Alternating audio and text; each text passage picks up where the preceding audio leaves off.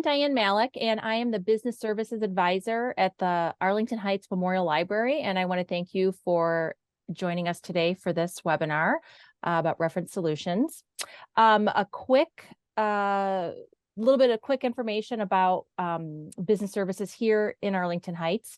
I'm here to support our small businesses, our entrepreneurs, and our nonprofits in showing all the different resources and services that we have. So if there's anything that you ever wanted to touch base with me about, I'm going to go ahead and put my email address in the chat for you.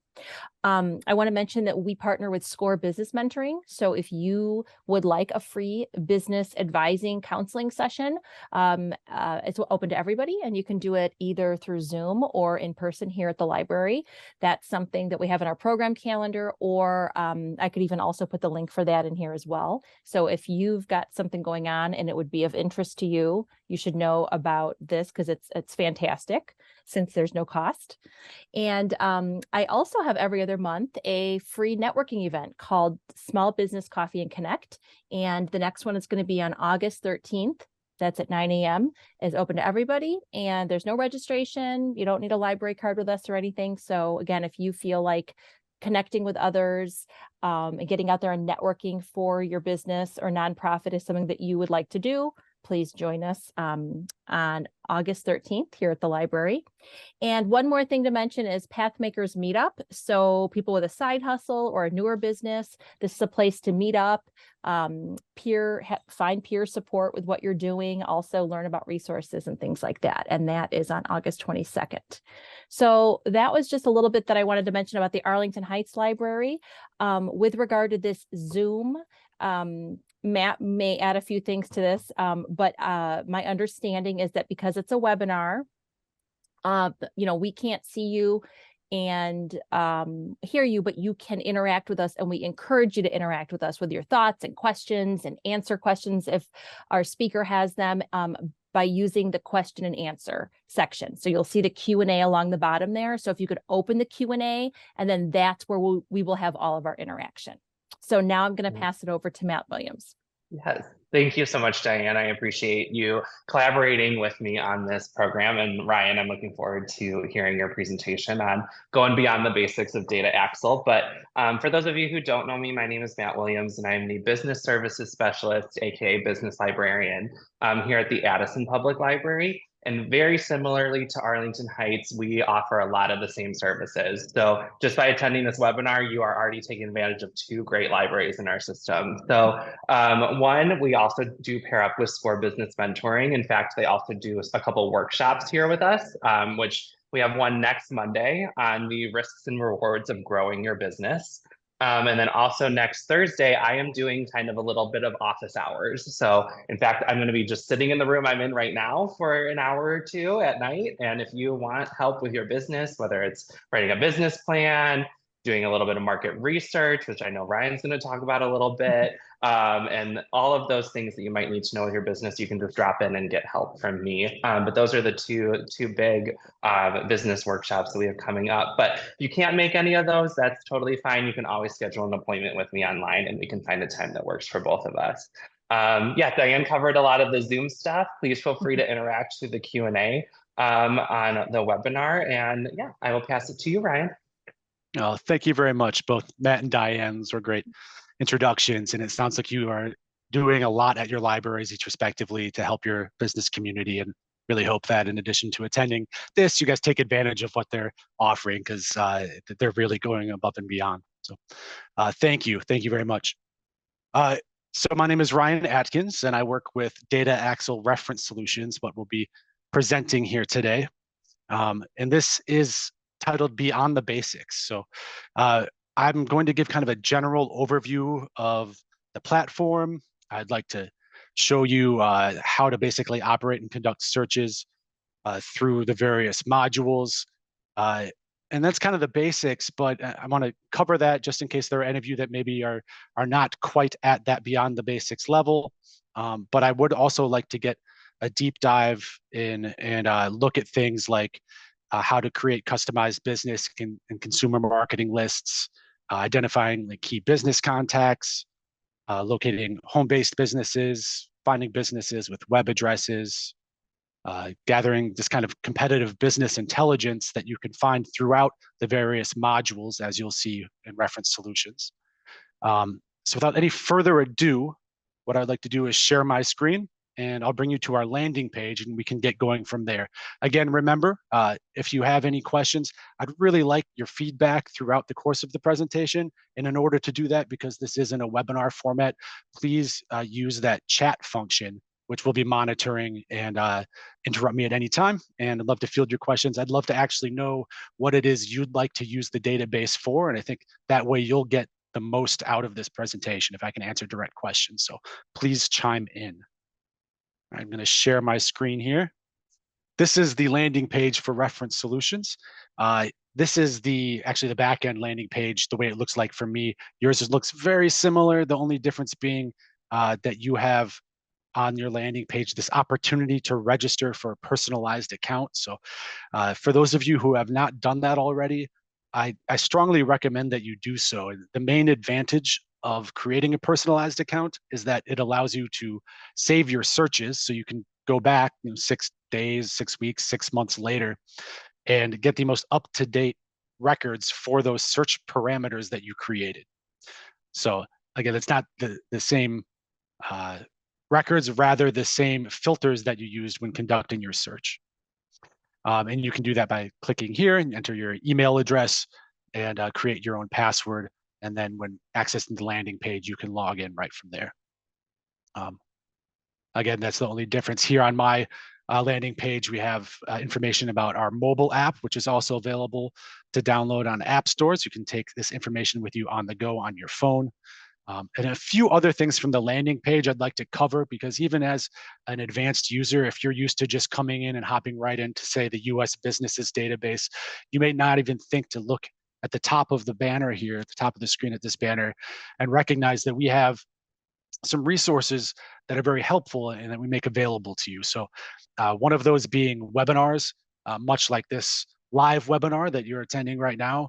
We have other webinars that we offer in-house, also held live on a various number of topics, and you can find those and register for them here under the webinar tab.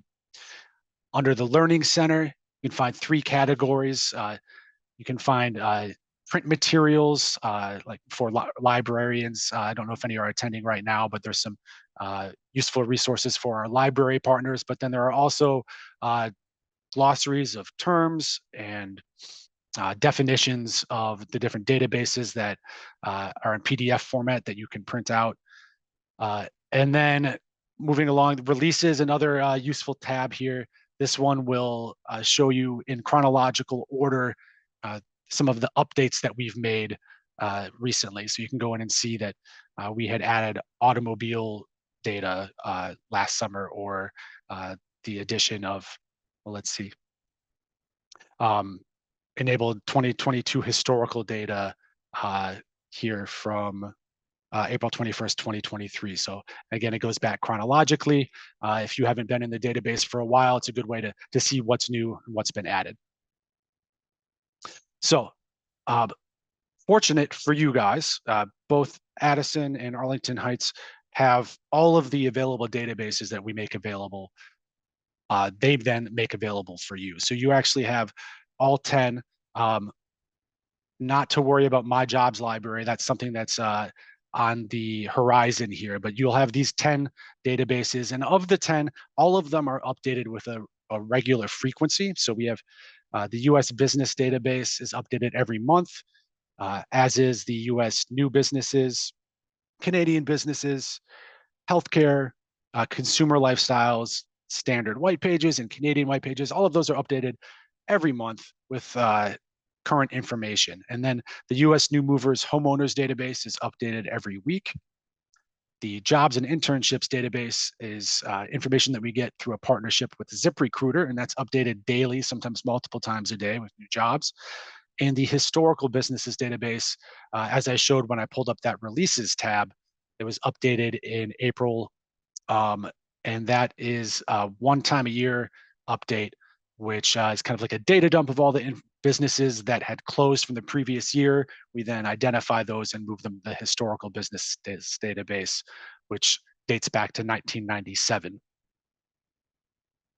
Nope, didn't mean to enter that. So what I would like to do is I'd like to go in and start showing you some searches, and we'll start in the US businesses database, as the US businesses database, that kind of gets the lion's share of the attention, but I will pop into several others later throughout this webinar. Anytime you enter a database, you're going to be brought to a quick search page. So hopefully this looks familiar for those of you who have used this database before.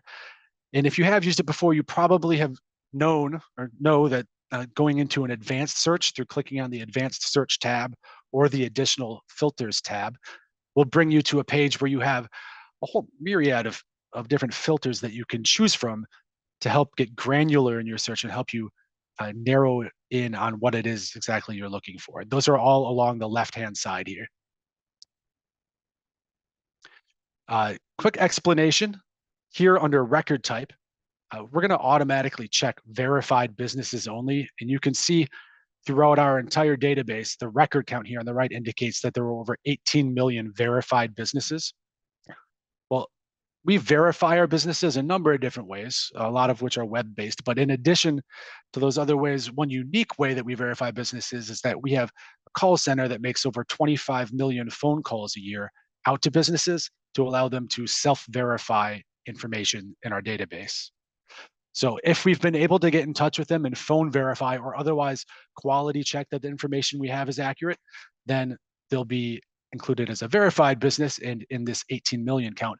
However, if I check unverified businesses here, you can see this record count jumps considerably to over 90 million records. So depending on the scope of your search, what it is that you're looking to do, who it is you're looking to reach, you very well may want to include those unverified businesses, because just because they're unverified, it doesn't mean that they are not out there and not worth getting in touch with. As I show you different types of searches and how to use the database and get more advanced, it's not going to matter if we're including or not including the unverified businesses. So I'll take away that check mark for now, and we'll just work within those 18 plus million records. So again, I understand I don't want to be too simple or overly thorough as I'm going through explanations, but just in general, how you would conduct a search. Anytime you click on a filter, a box is going to pop up on the middle of the screen. The more boxes you check, the more boxes will pop up, and you can manipulate each box or each filter to help use it to narrow down your search. So I clicked executive title. Let's say I'm looking at religious directors. Anytime it's selected, it's moved to the adjacent box, and I can click on it again to remove it.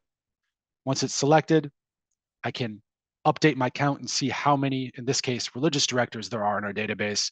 There are over 220,000, and then I could view those results and start using those records. Now, I would say that some of the most commonly used filters would be executive name, trying to find individuals within management of companies, business type, which we'll go into in 1 second here, geography, and business size. So let's take a look at those four. We just kind of looked at executive title. Executive name works the same way. You'll want to type the first and last name, and then you'll be able to bring up those results. It's kind of self-explanatory. But with business type, there are two different ways to locate businesses, one through major industry group and one through keyword searching. If I click on major industry group, you're going to see these 11 categories pop up. These 11 categories are not arbitrarily decided.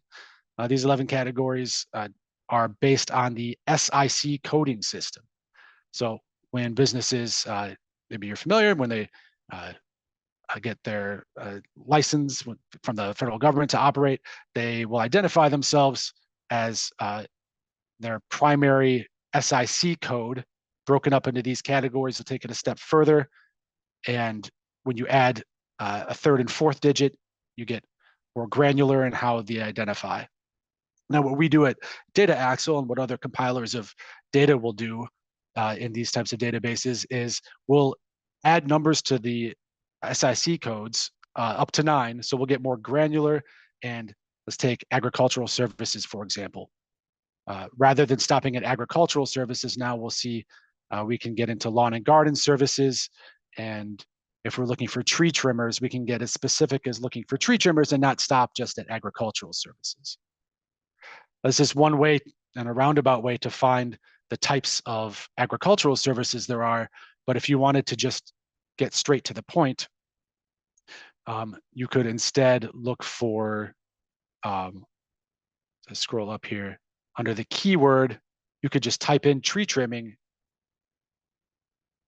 and you'd get there quicker, and you'd get like results there that you could include. And then I always like to update my count and see the number of records I'm working with before viewing the results. Now let's go ahead and view some results. I'd like to show you some of the charting tools within the businesses database. For this example, I'm going to look at manufacturers. And we're going to use the geography tab here. So I'm going to select city and state. Scroll down and find my box here. And we'll do manufacturers in the state of Wisconsin. Your northerly neighbor here, spelled correctly, however.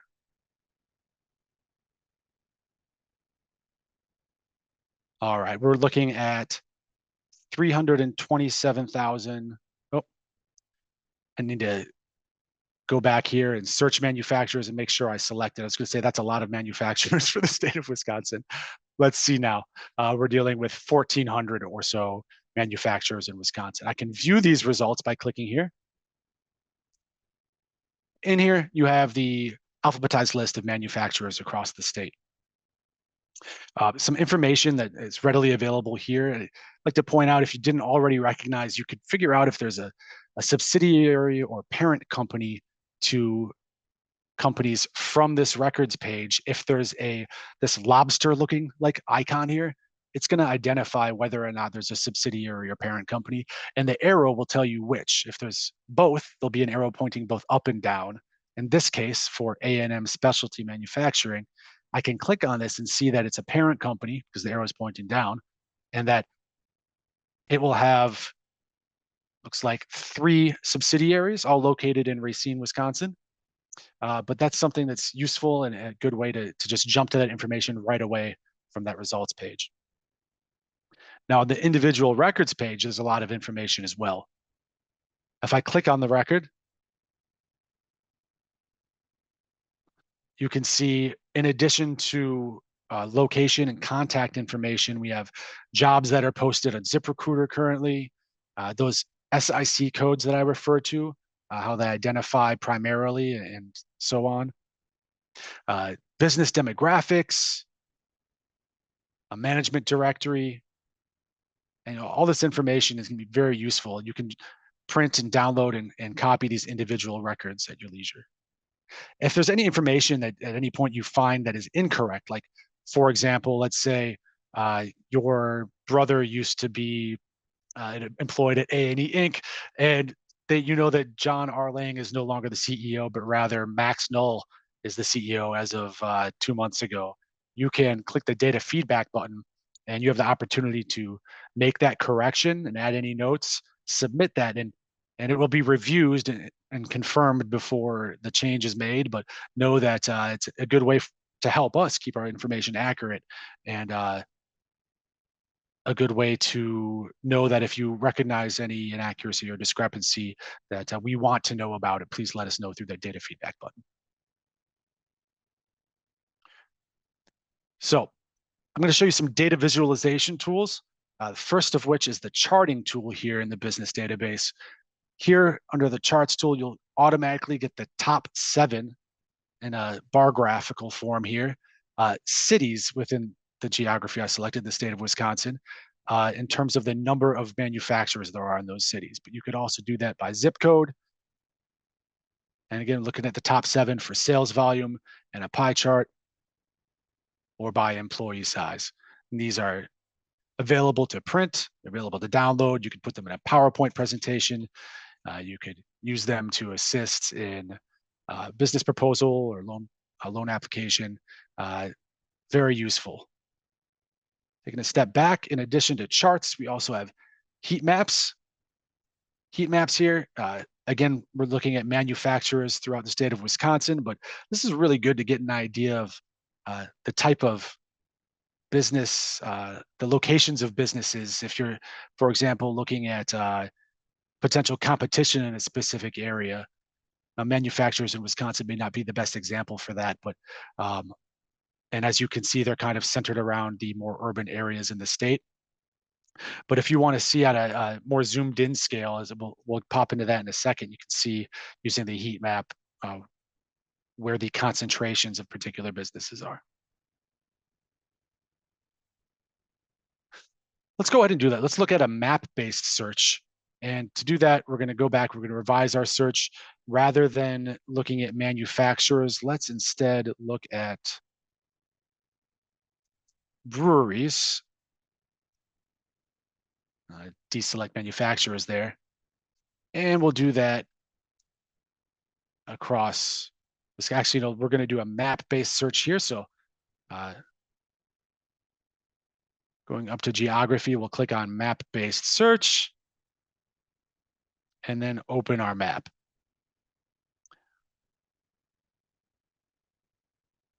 All right, and we'll zoom in on Milwaukee, home of the Major League Baseball team, the Milwaukee Brewers. That's why I feel like looking for breweries in Wisconsin is not that off topic. Here in Milwaukee, we've got 4 different ways to use the map-based search. You can draw a shape, define a radius, use boundary select, or choose a drive route. I had just hinted that you know, for looking for gathering competitive business intelligence, maybe it'd be helpful to know concentration of businesses. Well, you can define a radius in essence to do the same. So here, let's say I'm looking to open up my own nano brewery or micro brewery, and I wanted to do it in Wauwatosa here, west of Milwaukee. I could figure out currently how many breweries are located within, and I can click and drag, I'd say within a 2-mile radius. How many breweries? Well, there are 4 breweries within a 2-mile radius of Wauwatosa, and then I could open up those records, look at those 4 breweries. I could click on them individually, like we did A&E Inc., and get information on them individually, or I could include these in a larger search. So that is one of the map-based searching tools, defining a radius. Drawing a shape is another one. So like with defining a radius, here I can create any polygonal shape. In this hypothetical situation that I'm looking to open up a brewery, maybe I wanted to open one up here near Walker's Point, and it was important that the brewery I opened was within walking distance of residential neighborhoods. So maybe I wanted to know what other breweries were inside the shape of this interstate system where I can assume there aren't any pedestrian bridges allowing people to easily access. And I could create a shape there. Within that shape I created, I see there are 0 results or 0 breweries in that area. Maybe that was something I'd be beneficial to know in terms of if I wanted to open up a brewery there or not. The other 2, boundary select and drive route, I'll show you quickly. Boundary select gives us 8 choices of boundaries to select. Here, area codes, metro areas, counties, so on. Pretty self-explanatory. When you select one, you can highlight them and find results within that selection. I will say carrier routes here is interesting in that they are particularly small designations. Prior to using this resource and using in particular this map-based searching tool, I was unaware that carrier routes were divided up as so, but when it comes to sending out mailers for the purposes of your business, if you're going to be sending any direct mail advertisements or marketing, I understand you can save some coin if you look to send those out based on the number of carrier routes, and you can find ones that have the most number of records within them for the purpose of your search by using this tool. Returning to the tools, drive route is the last of the 4 map-based search tools. Here you can enter a starting address or a starting like city. Here I'll choose Madison, Wisconsin, ending address Milwaukee, Wisconsin, and a buffer distance. This is the distance on either side of the road that Google Maps is going to determine as the most direct way from point A to B. So here, let's do 0.25, so a quarter mile on either side of the route. I'd create the route, and in essence of creating a shape here that's a half a mile wide on either side of the road here, quarter mile on either side between Madison and Milwaukee. See that there are 10 breweries right off of I-94 there between Madison and Milwaukee. I feel like this is very applicable for people that are in outside sales, people that are maybe already traveling for work and see the potential for opportunities as they're already on the road to stop at various locations to try to pitch, try to get their products into places, or otherwise talk to people that are in their industry. So those are the map-based search tools.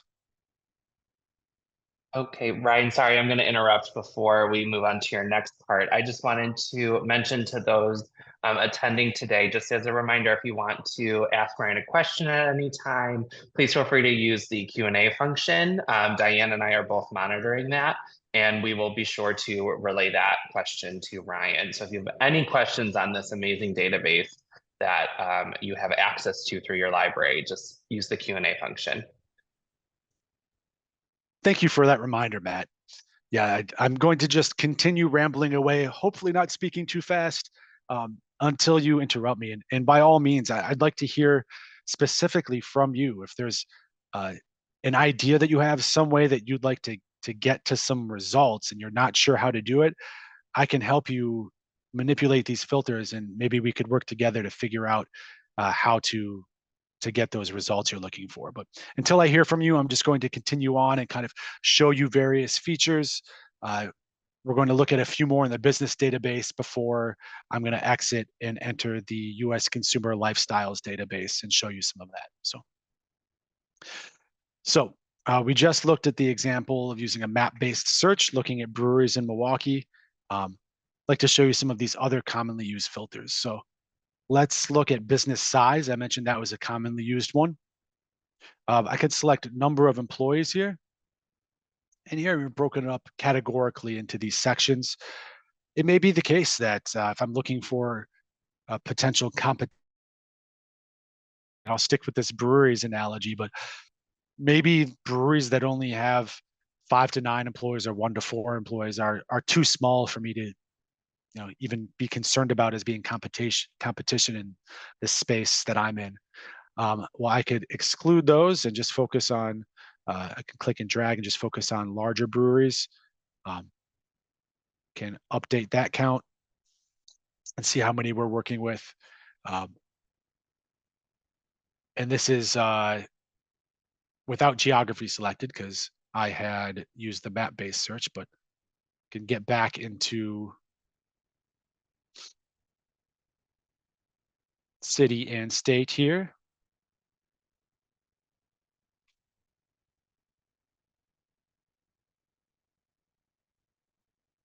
And see how many we're working with here, 134. But if I want to include those smaller breweries, we'll see, that should theoretically jump up a little bit. Or perhaps in this case, there aren't breweries with that few of employees, but hopefully you get what I'm trying to show you here. The number of employees in addition to the sales volume are 2 ways to really determine business size and determining like businesses. So with business size, you can see the categories that we have here, less than 500,000, so on and so forth. And this information was also available at the individual record level that I showed you when we looked at A&E manufacturers. Now, something to note, however, is that when it comes to sales volume, we're going to have a very accurate estimated guess, but it's not going to be the exact number unless they're a publicly traded company and we have access to that information that's made public. Otherwise, it's an estimate based on things like type of industry, size of the business, the number of employees they have, so on and so forth, to give a good ballpark estimation. In the same way that we can use sales volume, we can conduct a search and get really precise in narrowing down that record count to a manageable amount. We could conduct the same search, but by doing an omitted keyword search, and then everything that we had searched for will be omitted from the search results. It can do the same with all these other categories. We recently added ATMs and kiosks as a one-click option for omitting them or excluding them from search results, as it made sense that when people were looking to contact financial institutions, it was often the case they didn't need the addresses of all their kiosk and ATM locations. So you can omit that with one click of the button there. All right, Ryan, we did have a question come in, and I think it's a very great question. Great. So it's more so with not necessarily a business that has a tangible service, so more of like a consulting organization or something like that, where they can work across industries. So they don't, and there's really no filter. The question says, what problems the company has. There's no filter like that. So what kind of other variables would you suggest a business owner with a less tangible type company use to kind of get that niche organization that they're looking for? I hate to respond to a question with a question, but just to get a better understanding of what it is you're looking for. So to understand, you have a consulting business and you're looking for other consulting industries and trying to figure out how to locate other people that have consulting businesses, or rather, could you specify what it is you're looking for? And as I wait for that response, I'll show you that things like consulting services are listed. We do have a coding system to identify consulting services within the database, and that there are consultants in a number of different fields here. So as I'm scrolling down and showing you the types of different consultants, is there a particular type of consulting you do, or otherwise, how can I help you refine your search? What I can do is I can read. There was more to the question. I kind of just summarized it, but Okay. so this individual has like a management consulting, or they work on process improvements, collaborations. I think overall just management consulting. And then they have just clarified they are saying like what query variables to search for that might proxy for these companies need these consulting services in process management. So I think they're looking at potential companies that they can acquire as clients through these For the various consulting services, sure. That's a good question. I think identifying perhaps where you've had success, industries that you've had success in, where your consulting services have been applicable in the past, and then if it is the case that you found that those industries, you've had more success with those industries, then we can locate those industries using the database. So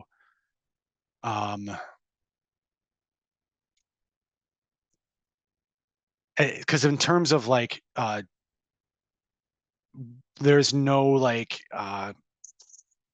parameter attached to individual records where you could look up the examples I gave, like a manufacturer, and bring up a record and know whether or not that they are primed for consulting services or not.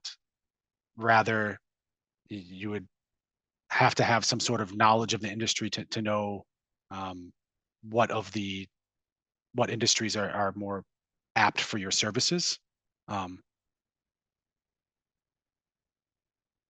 I don't know how to better answer that question. I apologize. So if there's something more specific I can help you with,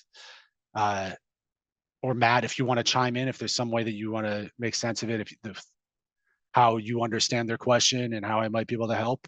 Otherwise, I would move on with the presentation. But what do you think, Matt?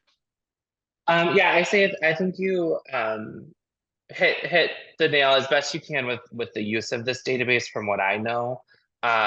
Because it is hard to, especially with an industry like consulting, it's easy to find your competitors like how you have with consulting services, but to find potential clients, because a lot of those needs are unknown just by the data that we compile through reference solutions. But there are some other ways. So if you want, depending on what your home library is, to the individual who asked that question, reach out to me or Diane, and we can kind of dig a little deeper and maybe find some alternative solutions as well. Yeah, Yeah, thanks, thanks for your Ryan. assistance on that, Pat. And please keep the questions coming. That was a really good question, and that was the type of question that I hope to get from other people as well. Like, how can we help you using reference solutions? How can we help you in your business? So I'm going to take this opportunity to pivot and exit the business database, and we can talk about the U.S. consumer and lifestyles database here. Now, this is used very similarly to the business database in that it operates similarly. You have the ability to conduct a quick search using a limited number of criteria from the quick search page: first name, last name, reverse phone number lookup, city and state, or lifestyle category, which I'll get into here in a second. And like in the business database, I can get to that advanced search page by clicking on the advanced search tab or that additional filters button. And this should look similar. We have similar layout format of filters, but here we're looking at individuals and not businesses. Rather than looking at estimated sales volume, we're looking at an estimated home value, estimated home income. So here, I'd like to pop right into the lifestyles category and show you something that can be very useful here. So when it comes to trying to target individuals for your sales and marketing purposes, we have this tool here in the lifestyles category that has given a value, a score between 0 and 9 to all of the 297 million people in the database in terms of the strength of interest they have in these categories that we've selected. And we can get one step further and see we get a little more specific than the first list of categories there. Looking at books and magazines, you can see how we get a little more finite in our identifying the types of books and magazines. So the way that people are given this score is through tracking things like their web activity, their credit card purchase history, store memberships, magazine subscriptions. When we're agreeing to those cookies and cash when we're on a website and people are tracking our usage of those websites, and that information is sold to third parties, which then we acquire and use that for this target ready modeling that can help us score individuals. So I'm going to put this to the test and show you how this works. We can do, let's look at people who are interested in, say, golf. And we can do that in, let's do Addison, Illinois. And see that you have 957 people that have scored high enough to be included. And then we can view those records, and we have this list where there are phone numbers. We do indicate, please, they may not be on a do not call list, or they may be on a do not call list. So we're not responsible for compliance with the federal, state, and local laws. But interestingly, we can look at this on a heat map. In here, we can see the pockets of where there are people that are more interested and less interested in golf. And Addison looks pretty spread out. This is the first time I've used Addison as an example, but once you zoom in close enough, you can get individual pinpoints and then hover over to get the individual's information. Can do another example of this. Or let's look at charts, actually.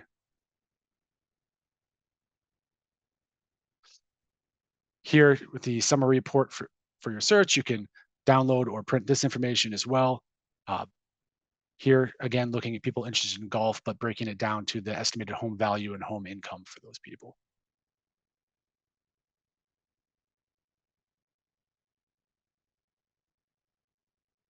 So that's something that I think is very interesting. And for those of you that are attending or people that are otherwise interested in marketing, this is a good way to really get out in front of people that we already know to have a strong interest in the categories of the things that it is that you may be interested in selling. Now, unlike the lifestyles category, where we get to a results page with individual information on the individual, in the consumer snapshot section, we do have the ability to look up information on very specific personal things on people. For example, we could look up to see you know, marital status, like single men of a certain ethnicity, of a certain occupation. But rather than finding those individuals, what we'll get instead is a summary report showing you numbers and statistically of how many people fit that criteria within the geography that you've selected.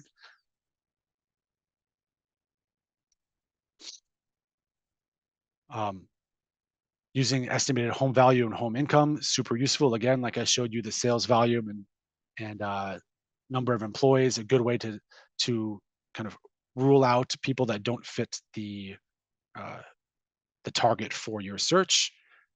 Please come back at a later time, take a look at all of these available search filters. It's a lot to explore here, a lot more than I can cover in the hour or so that I'm allotted for this webinar. Would like to show you next, though, this US New Movers Homeowners Database. I'm going to go directly to the advanced search in here as well. And here, let's go ahead and look at relocation details. If I'm going to use an example that I'll provide a lot of librarians that I talk to, and you can see how it'd be applicable across the board for a lot of different industries. But when I look at a move distance, I'm going to look for people that are new to my area. And as a library looking to potentially recruit new library members, it may be the case that I don't want to find people that have just moved down the street or across town that are already familiar with the library and its services, but rather people that have moved, say, from at least 50 miles away up to like a large number, kind of arbitrarily large number of miles away. And I could do, I'll bring it back to Addison here.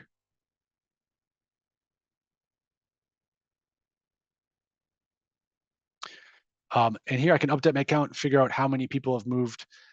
52 people are new to the area, and this is within, I believe, 6 months, but I can select time frame here, and I could narrow that down to say, let's look within the last month.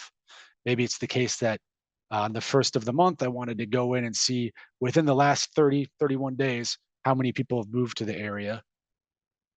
I can update that count and I can view those results. And here I am ready to get out in front of those 6 new people to the area. I've also known people that are in real estate to take full advantage of this type of information for getting out to people who have recently moved, or to identify, for other purposes, when it's beneficial for understanding people that are new to the area. Please pop in with any questions. I would like to show you how to actually conduct a download and explain that process, because for those who aren't familiar, it is relatively intuitive, but if you haven't done it before, then it's good to have someone walk you through it quickly. Yeah, Ryan, we did have a question come in, and they are asking about the filters that you're using. Is there any like glossary or key that kind of defines what each one is, so then they can better or best utilize each different filter? That is a good question. We have glossaries of terms, which include some of the filters, but there isn't a all-encompassing list. We do have like a business data dictionary, for example, I'm showing you here, where we have attributes showing this is within the business database. And as I scroll down here, you can see how different fields are identified. And this is probably the closest thing to help with that, as we look at things like NAICS codes, which I didn't get into earlier, right? If there was a question you didn't know what that was, you could come to this this data dictionary, which I found in the Learning Center under marketing and training materials. And here's where you'll find not necessarily just an all-encompassing list of filters, but a a list of terms that you can find definitions for.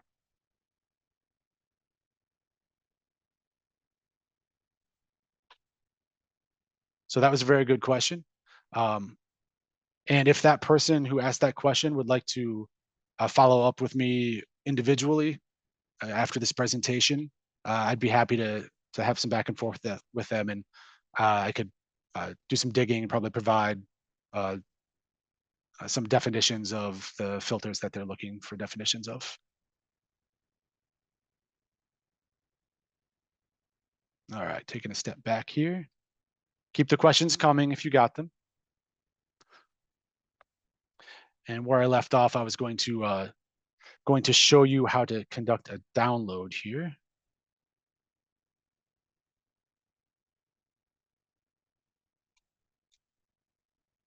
Go back to that manufacturer example.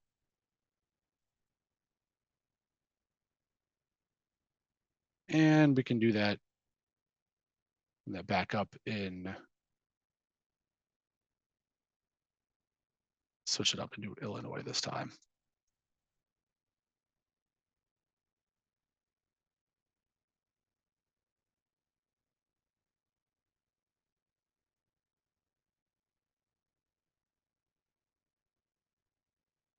All right. So each library is given a certain number of downloads available per search, and that's going to be listed on the bottom here. Now, I mentioned this is my kind of back end page here, so I have a very high number, 95,000 downloads prints per search, but your public libraries are going to have somewhere between like 250 and 500 downloads available per search. That's not to say that I can't download all 1,842 records, but it is to say that if I had, say, 12,000 records, it might be beneficial to me if I was going to download this information to try to get more specific, really think about how I can get more specific in who it is I'm trying to reach so that I have a more manageable number of records to work with. Now, when it comes to 1,842, if I had 250 records available or records per download, then I would need to highlight 250 at a time. To do that, I'd click next to company name and highlight 25 before going to the next. I'd highlight 50, and I'd do that for the first 10 pages till I reach those 250 records. And then I would download that. I'd select the level of detail I wanted the record, the file format I wanted. Here, comma delimited is automatically selected because it's the most common one used in mailer label creating software. Select the level of detail, which records to download. And when I downloaded it, of course, I'd have an Excel file that I could copy and paste into another master Excel sheet, but then I'd have to go back and I'd select the next 250. I could either deselect all those checked boxes, or if I revise the search and re-enter, then they come back unselected. And I'd jump right to where I left off. So if the first 10 pages were 250 results, I'd go to page 11 and I'd do this for the next 10 pages. You can see how this would be time consuming. It wouldn't be more than whatever that would be, 8, 9 different downloads for this number of results. But if I was doing tens of thousands, that would be a lot of downloads to do. A lot of people do it, but I also get people asking me, is there a shortcut around it? And the short answer is no, unfortunately. This is a way that we prevent bots and other people from coming in and scraping data.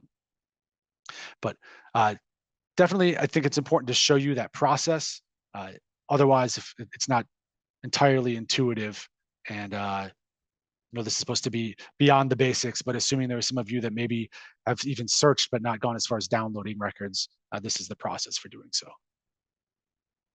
We do have some more time in our allotted hour here, so I'd like to go into the U.S. Historical Businesses database and kind of show you a quick search there and how this works.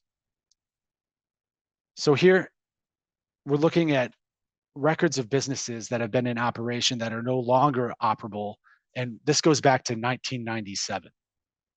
I'm going to enter the advanced search page. Just waiting for this to load here. There we go. And here, the time frame's automatically going to pop up. So I had someone call in the other day. Actually, it was a meeting I had with a law library where I was speaking to these law librarians that were trying to determine what business entities were located at the same address, specifically hotels. They wanted to know between 2010 and 2020 in an area, what hotels were at the same address. And I was able to help them do that using this database. Or here we'll set a time frame. Let's look at, say, between 2010 and 2020. Use the keyword search, and let's look at restaurants.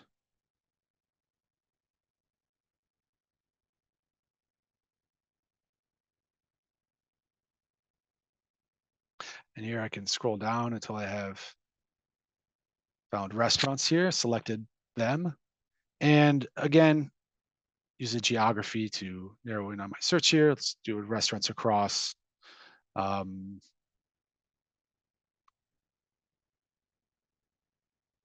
Heights.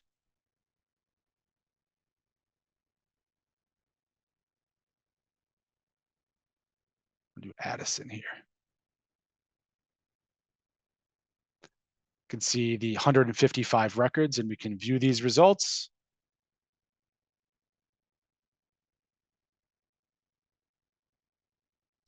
And then we can even chart these results and see over the course of the years here, the number of restaurants between 2019 and 2020. And I wonder if this is an anomaly or if it's the case that in 2020, because of COVID, that there was a significantly higher number of restaurants that closed, but it could be an anomaly as well.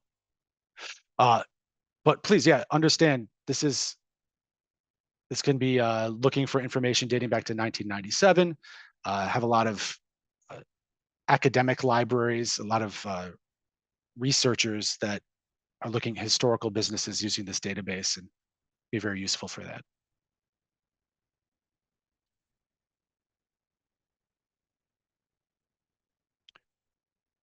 Well, this is where I would normally open it up to questions. See if there's anything else I would like to show you here. A few things just to point out kind of at the end here before we wrap it up. The US Standard White Pages database, super useful, good for looking up individuals. However, all the information in the Standard White Pages are also in the Consumer Lifestyles database. So if it's between one or the other, I would just direct people to the Consumer Lifestyles database, as there you have a lot more information than just contact information on the individuals, and it's all in here anyways. I think we're going to wrap it up there, guys. Please, with that chat function open, I'm here to field any more questions you have. Or if Matt or Diane, if you have any questions you'd like to have answered for the group before signing off, I'm all ears. Well, thanks so much for that. A lot of information, but a lot of good stuff. I here in Arlington Heights, I often get a question about, well, what about emails? So can you just respond why those aren't automatically included, and if there's what their options are for that? Absolutely, yeah. So emails are not automatically included. We found that including them, like we know some other databases that do include them have a lot of issues with the accuracy of the emails. There's a lot of sendbacks. We've decided not to make them readily available. And we by no means are using it as an opportunity to make sales, but because there is interest, and because DataAxle is a company that has a number of other products and services in addition to the reference solutions platform that we make available to libraries, email lists are something that we regularly get requests for and regularly can accommodate requests for, but it does come at a cost. And if that's something that you're interested in, then you're more than welcome to contact us at our customer service number, but it's nothing that we would directly advertise through the library. And is it right on on Reference Solutions where they contact you if they want an email list, or is it just best to Google? No, it's the good question. It is the customer service line. So just from our landing page here at Mhm. the bottom, this 800-808-1113 can get Perfect. you through Okay. to someone, or that reference at dataaxle.com email address as well. We They can reach have, out that way. yep. And we have people there answering requests about emails, but also any questions you have following up this presentation about reference solutions can help you conduct your search. We have people manning phones between 8 a.m. and 5 p.m. Central Standard Time, Monday through Friday, that are available to assist. So, your library staff are well equipped and very willing to help as well. But we're here too. Got double layers of support. Yeah, Yeah. definitely. Mhm. That was the only question I wanted to put out there because, like I said, I get that one often enough. Matt, did you have any last things? I am good. I think all the questions I Okay. had were answered as well. All Oh, right, nice. Thank great. you. Well, and then I think with that, we'll go ahead and sign off. And thank you so much, Ryan, for your time. We really appreciate it. And I course. hope that everybody, has a good rest of their day.